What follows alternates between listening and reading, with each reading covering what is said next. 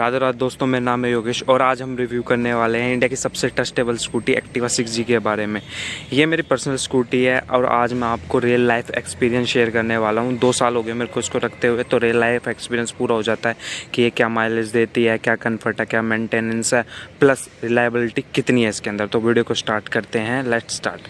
तो सबसे पहले बात करते हैं लुक्स की। देखो, एक्टिवा 6G का जो लुक है ना वो बहुत ही सिंपल है। जब से एक्टिवा 3G लॉन्च हुई थी और आज तक एक्टिवा 6G आ चुकी है, कोई मेजर चेंजेस इसमें किए गए नहीं है, बस कलर का चेंजेस होता है, ग्राफिक का चेंज किया जाता है।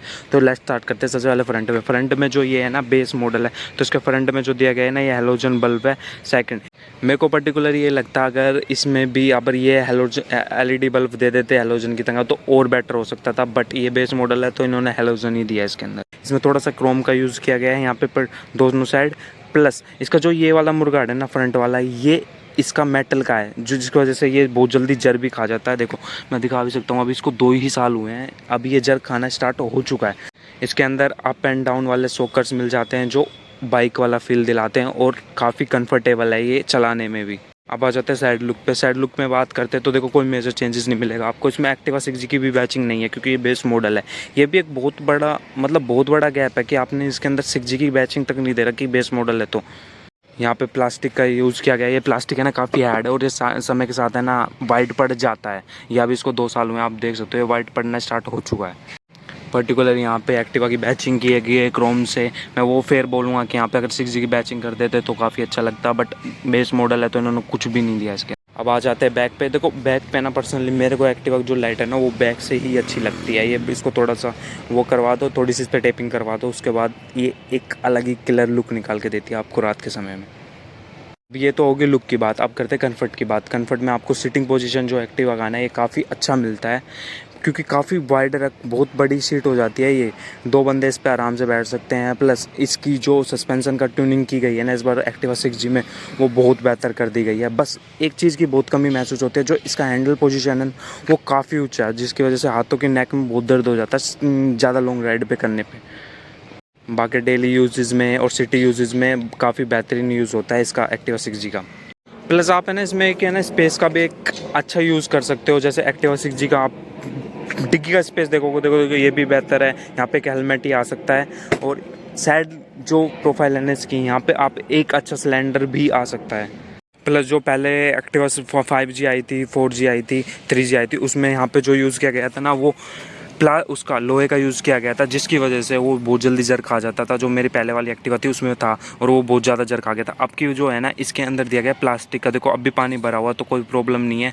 इसमें पानी भरना मेजर प्रॉब्लम होती थी, बट अब कोई भरा हुआ तो कोई प्रॉब्लम नहीं होगी क्योंकि प्लास्टिक गलेगा नहीं और ना ही जर खाएगा। तो ये भी एक बहुत अच्छा चेंजेस किया गया कंपनी की तरफ से।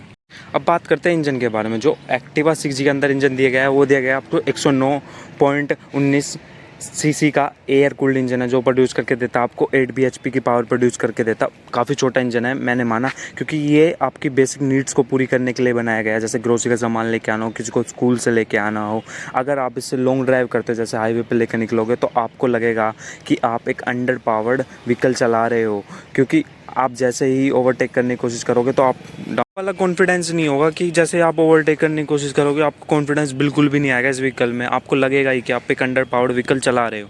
अब आ जाते हैं इसकी माइलेज के बारे में। देखो एक्टिवा की माइलेज है ना बहुत कम मिलती है लोगों को अगर आप इसको रैश ड्राइविंग करोगे।